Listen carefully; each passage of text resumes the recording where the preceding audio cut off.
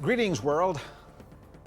Today I speak on the subject of hell. It's a subject that I hate with every fiber of my being. I wish I didn't have to speak on it, but I speak as one who comes with rescue strategies in an early warning system.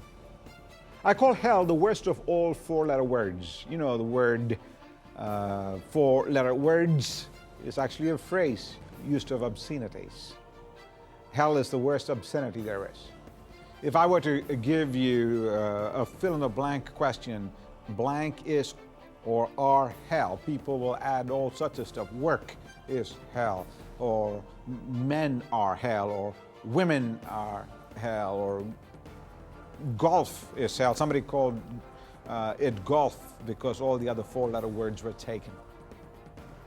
However, hell in its most metaphorical meaning may have that sort of a light concept, but if you examine it, it's the harshest offensive reality that you could possibly study. I speak on this issue of hell because we have lightened it significantly. The coarseness of our culture and our verbiage has made it a very light concept.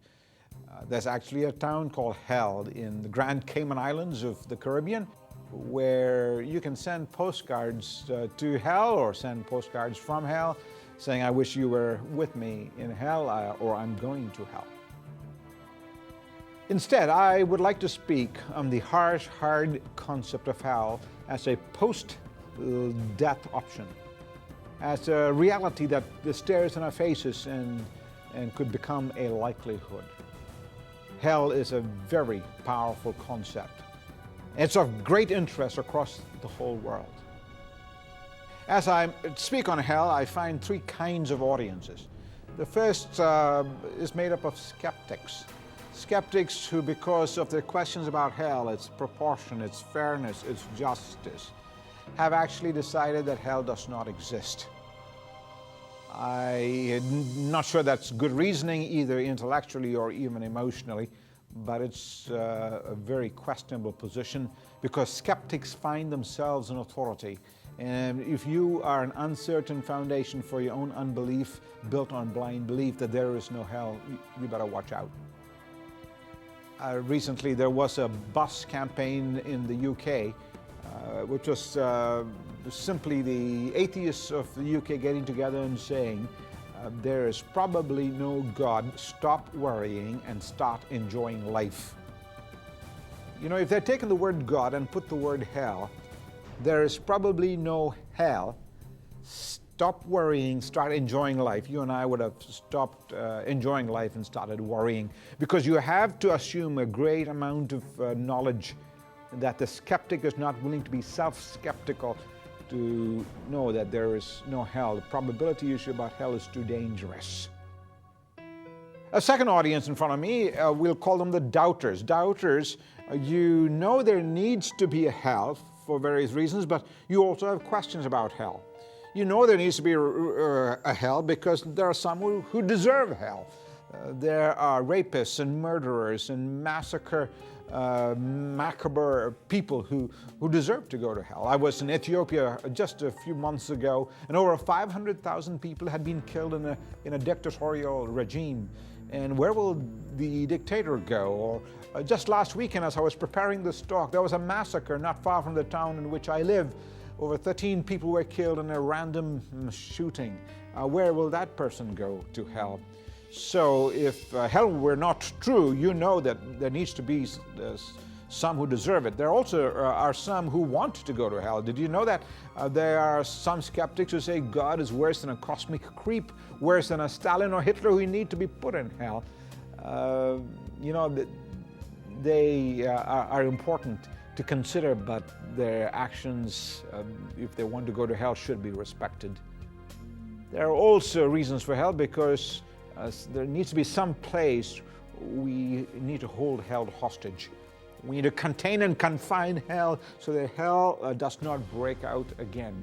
So hell is not evil. Hell is simply a justice system, much like the prison systems that you have in your society. You take the criminals and put them into a closed confinement so that he does not get out and create the whole rampage again. Doubters, I respect you. Follow this journey with me. And then there's a third group. We're going to call you the believers. You're not gullible believers because you've given careful thoughts to this issue and say if you were to be wise, you've got to take appropriate information and authority into place.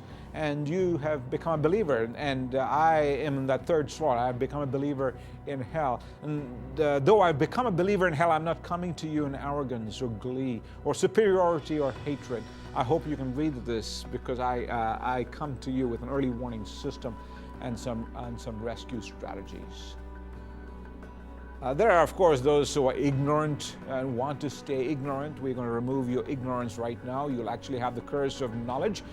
Never not knowing about hell has been taken care of. You will always now know about hell. I also want to speak to the fearful and those in denial. Those who somehow think they can sugarcoat all the bad stuff that they've done and get their future all taken care of. You may have heard of the former U.S. president who showed up at the door of the afterlife, and they asked him, have you done anything wrong in your life? He said, well, you know what, I smoked marijuana, but I really did not inhale, or I had some extramarital sex, but it wasn't really sexual relations, or, you know, I lied, but I did not commit perjury. And immediately the gatekeeper of the door of the afterlife said, that's very interesting. We're going to send you to a place that's very hot, but we won't call it hell. It's going to be indefinite, but we won't call it eternity. And you don't want to abandon all hope, even though hell will only be destroyed when icing forms and freezes over. So you may be the fearful and a denier of hell for reasons that are psychological and pathological. There's a third group among you in a psychological continuum, not only ignorant and fearful, but the apathetic. The apathetic don't care. They think they're going to hell. Doesn't matter if anybody else goes to hell. Let everybody go to hell. You've heard the whole old line which says, what's the difference between ignorance and apathy? And they say, it's I don't know and I don't care. Actually, there's a story that the board of directors of hell got together and saying, hey, wait a second, how come not enough people are coming to hell? How can we increase the population of hell? And Demon 1 said, if you send me back to the earth, I will convince them that there is no heaven. And Satan, their leader, said, we've already tried that. People have heaven on their minds. The demon number 2 said, send me back to the earth and I will convince them that there is no hell. And Satan said, we've tried that for sure, but people have hell on their minds. They can never get away from heaven or hell. And then a veteran expert demon said, send me to hell and I will convince them that there is no hurry. And then we'll win the battle. So I don't know where you fall in this critical mind continuum, either intellectually or psychologically. I would like to speak for the next few moments on the whole matter of the reality of hell. A man told his friend, you know what, my wife has turned me from skeptic to believer. And his friend asked, how did she manage that?